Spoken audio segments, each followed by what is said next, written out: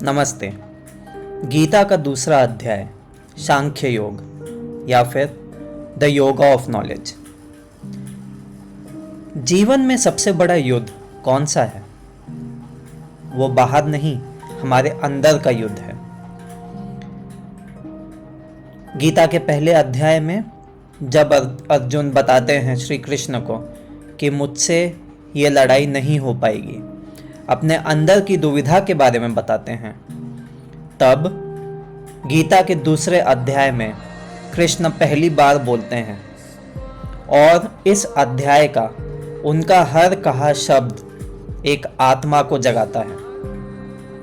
कृष्ण कहते हैं, उठो पार्थ, ये तुम्हारे लिए नहीं है। बेबस होना, खुद पे डाउट करना या फिर कंफ्यूज्ड रहना, ये तुम्हें शोभा नहीं देता है। अर्जुन अपने रथ पर बैठे थे, निगाहें झुकी हुई थीं और श्री कृष्ण उनके पास शांत खड़े थे। तब कृष्ण उन्हें कहते हैं, ना तू कभी पैदा हुआ था, ना कभी मरेगा, आत्मा अमर है। अगर आप इसके बारे में सोचें तो ये बहुत ही गहरी बात है। भगवान यहाँ हमें बताना चाह रहे हैं कि शरीर एक कपड़े की तरह होता है जो बदलता रहता है, परंतु एक चीज जो कंसिस्टेंट है, हमेशा है, अमर है, वो है हमारी आत्मा। दूसरे अध्याय का यही है सार, और जो ये चीज समझ जाते हैं वो कर्म के, धर्म के और भगवान की राह पर चल पड़ते हैं। श्री कृष्ण इस अध्याय में ये भी बताते हैं, केवल ज्ञान ही काफी नहीं है, कर्म करना भी जरूरी है। सांख्य योग या फिर द योगा ऑफ नॉलेज, ये वो अध्याय है जहां पे कृष्ण हमारे सोच को, हमें वो ज्ञान देते हैं जिससे कि हम सही तरीके से सोच सकें। भगवान कहते हैं, कर्म करने का अधिकार सभी को है, पर उसका फल क्या होगा, उसका फल कैसे मिलेगा, यह हमारे हाथ में नहीं होता।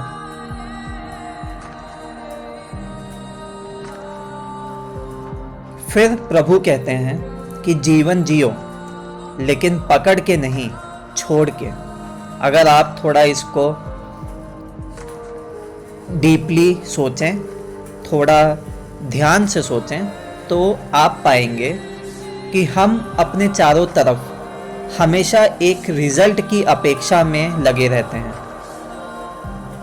जिससे कि हर इंसान के अंदर एक